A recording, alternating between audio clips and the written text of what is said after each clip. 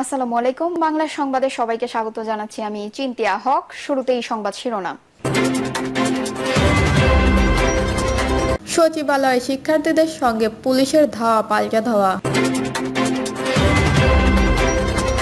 এদিকে নিহতদের কবরস্থানের জায়গা ঠিক করে দিলেন প্রধান উপদেষ্টা। জানাবো, দলীয় প্রধান প্রধানমন্ত্রী হতে পারবেন না, রাজনৈতিক দলকে জানালো কমিশন। জানাবো, বিমান বিধ্বস্ত, আমাদের ধারণা শতাধিক লোক মারা গেছে বলছেন জামায়াত আমির।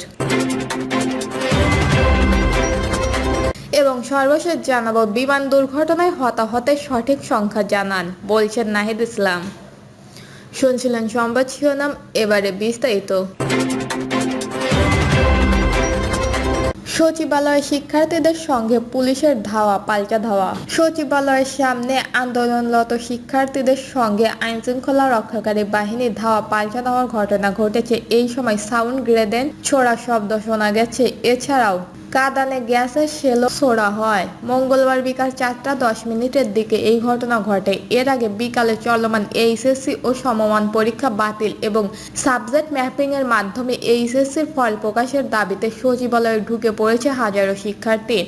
এরপর সচিবালয়ের ভেতরে পার্কিং অবস্থানে থাকা কয়েকটি গাড়ি ভাঙচুরের ঘটনা ঘটে। গাড়ি ভাঙচুরের জোরে শিক্ষার্থীদের ওপর চড়াও হয় আইনশৃঙ্খলা রক্ষাকারী বাহিনীর সদস্যরা। পরে পুলিশ ও সেনাবাহিনীর সদস্যরা শিক্ষার্থীদের সচিবালয় থেকে বের করে দেন। এরপর সচিবালয়ের সামনে পাল্টাপাল্টি ধাওয়ার ঘটনা ঘটে।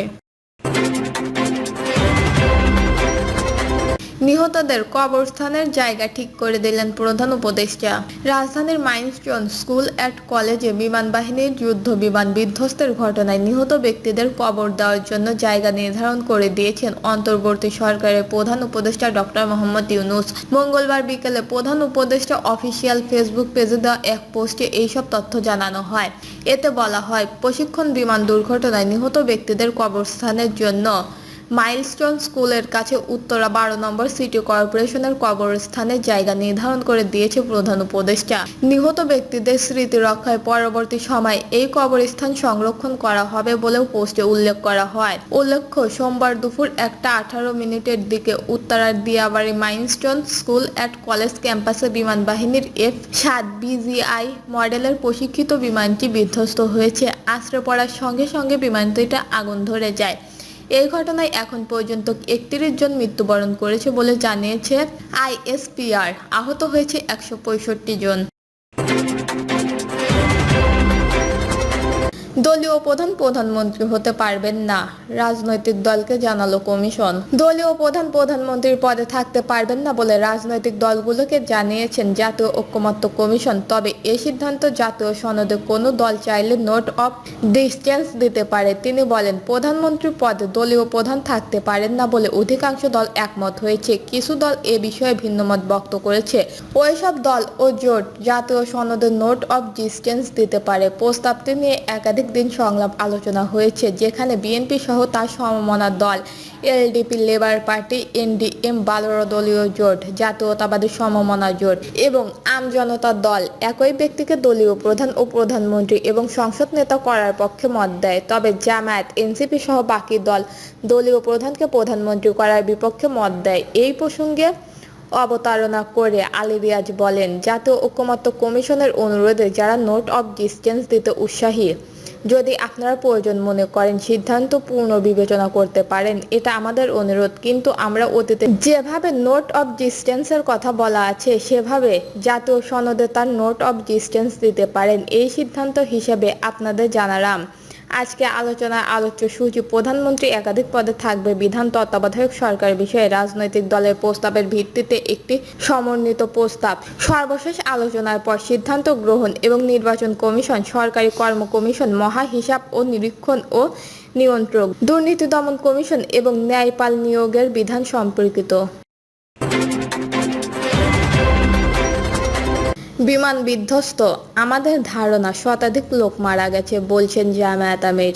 রাজধানী উত্তরায় মাইলস্টোন স্কুল অ্যান্ড কলেজে বিমান বাহিনীর প্রশিক্ষিত যুদ্ধবিমান বিধ্বস্তের ঘটনায় শতাধিক ব্যক্তি মারা গেছে বলে ধারণা করেছেন জামায়াতের আমির ডক্টর শফিকুর রহমান। মঙ্গলবার বিকেলে রংপুর সদরে মোমিনপুর স্কুল মাঠে এক সংক্ষিপ্ত সমাবেশে তিনি এইসব কথা বলেন। 19 জুলাই জামায়াতের ঢাকা মহাসমাবেশে মারা যাওয়া রংপুর মহানগর জামায়াতের রোকন শাহ আলম মিয়ার কবর জিয়ারত ও পরিবারের সঙ্গে সৌজন্য সাক্ষাৎ করতে এসে মোমিনপুর স্কুল মাঠে বক্তব্য দেন জামায়াত আমির। এই সময় তিনি বলেন, গতকাল ঢাকার উত্তরায় একটি সামরিক প্রশিক্ষণ বিমান বিধ্বস্ত হয়ে পাইলট মারা গেছে। সঙ্গে আমাদের ধারণা শতাধিক লোক মারা গেছে। এরা কারা? এরা কচি কচি বাচ্চা, স্কুলের বাচ্চা। মায়ের বুকের খাঁচা বের হয়ে ওরা চলে গেছে। আমরা এই পরিবারগুলোর প্রতি সহানুভূতি প্রকাশ করছি। শফিকুর রহমান বলেন, আমরা এমন একটা বাংলাদেশ চাই যেখানে আমরা নিজেরা চাঁদাবাজি করব না, কাউকে চাঁদাবাজি করতেও দেব না। এই বাংলাদেশ কোথাও আমাদের লোকেরা ঘুষ হাতে তুলে নিতে পারবে না এবং ঘুষের জন্য যে হাত বাড়াবে তার হাত অবশ করে দেওয়া হবে। এই বাংলাদেশে চাই। তিনি বলেন, যদি সরকার গঠনের সুযোগ পায় তাহলে যারা মন্ত্রী হবেন আগামী দিনে আমাদের কেউ সরকারি কোনো প্লট নেবেন না বা বিনা ট্যাক্সে গাড়িতে চড়বেন না। এর আগে পাবনায় ঈশ্বরদীতে জামায়াতের এক কর্মীর জন্য দোয়া অনুষ্ঠানে যোগ দেন জামায়াত আমির। এই কর্মী ঢাকা সমাবেশে অসুস্থ হয়ে মারা যায়। জামায়াত আমির বলেন, উত্তরায় সামরিক প্রশিক্ষণ বিমান বিধ্বস্ত হয়ে এ পর্যন্ত ঘোষিত যারা দুনিয়া থেকে বিদায় নিয়েছে তাদের সংখ্যা 7-8 জন বলা হয়েছে, বাট আমি বিশ্বাস করি না। আমার ধারণা এবং বিশ্বাস এর সংখ্যা তার চেয়ে বেশি। হয়তো একদিন আমরা জানবো ইনশাল্লাহ। তারা তাদের মা বাবার বুকের খাঁচা ভেঙে চলে গেছে। এই সন্তানেরা তাদের মায়ের বুকে বাবার বুকে আর ফিরে আসবে না। তারা কবরের বুকে আশ্রয় নিচ্ছে। আমরা দোয়া করি আল্লাহ তাদের জান্নাতবাসী করুক, তাদের মা বাবার বুকে আল্লাহ প্রশান্তি দান করুক, এই সখ্যে সওয়ার তৌফিক দান করুক। আর যারা এখনো বেঁচে আছে আল্লাহ তাআলা তাদেরকে শিক্ষা দান করুক। শফিকুর রহমান বলেন, আমরা সংগঠন হিসেবে কাল থেকে তাদের পাশে আছি। আমাদের স্বেচ্ছাসেবকরা আছেন ইতিমধ্যে সীমিত সামর্থ্যের ভেতরে। আমরা আশা করছি যার যেখানে যেটা লাগবে, অর্থ লাগলে অর্থ, রক্ত লাগলে রক্ত, চোম লাগলে চোম, যেটা যেখানে লাগে ইনশাল্লাহ আমাদের সহকর্মীরা প্রস্তুত। বিমান দুর্ঘটনায় হতাহতের সঠিক সংখ্যা জানান, বলছেন নাহিদ ইসলাম। জাতীয় নাগরিক পার্টির আহ্বায়ক মোহাম্মদ নাহিদ ইসলাম বলেছেন, বিমান দুর্ঘটনায় নিহত ও আহতদের সঠিক সংখ্যা প্রকাশ করতে হবে। পুরো ঘটনায় নিরপেক্ষ তদন্ত হওয়া উচিত। ভবিষ্যতে যেন এইরকম ঘটনা আর না ঘটে সেই জন্য দ্রুত পদক্ষেপ নেওয়া উচিত। সোমবার রাত থেকে মরদেহ গুম করা নিয়ে এক ধরনের প্রচারণা দেখছি। সেক্ষেত্রে সরকারের পক্ষ থেকে সঠিক বক্তব্য রাখা উচিত ছিল। দুর্ঘটনার সময় কয়জন শিক্ষার্থী ছিল সেগুলো প্রকাশ করা উচিত ছিল। এই ঘটনায় সরকারের পক্ষ থেকে প্রতি মুহূর্তে আপডেট দেওয়া উচিত ছিল। মাইলস্টোন শিক্ষার্থীদের 6 দফা দাবির সঙ্গে একাত্মতা প্রকাশ করে এনসিপির আহ্বায়ক বলেন, শিক্ষা উপদেষ্টা দায়িত্বহীনতার পরিচয় দিয়েছে। তিনি ফোন রিসিভ করছেন না, অন্য উপদেষ্টারা ফোন দিয়ে তাকে পাচ্ছেন না। সরকারের যদি এই অবস্থা হয়, দেশের শিক্ষার্থী, ছাত্র সমাজ সবাই যখন ঘটনায় ব্যস্ত, এই পরিস্থিতিতে সরকার দায়িত্বশীল আচরণ করতে পারত। সচিবালয়ের ঘটনায় ক্ষোভ প্রকাশ করে তিনি আরও বলেন, সরকার দায়িত্বশীল আচরণ করলে এমন পরিস্থিতিতে পড়তেই হতো না। সংবাদ সম্মেলনে দলের সদস্য সচিব আক্তার হোসেন সহ কেন্দ্রীয় নেতারাও উপস্থিত ছিলেন। দর্শক, এই ছিল এখনকার সর্বশেষ নিউজটি ভালো লাগলে একটি লাইক দিন, কমেন্টে আপনার মতামত জানান এবং আমাদের পাশে থাকার জন্য বেল বাটনটা অন করে রাখুন। ধন্যবাদ।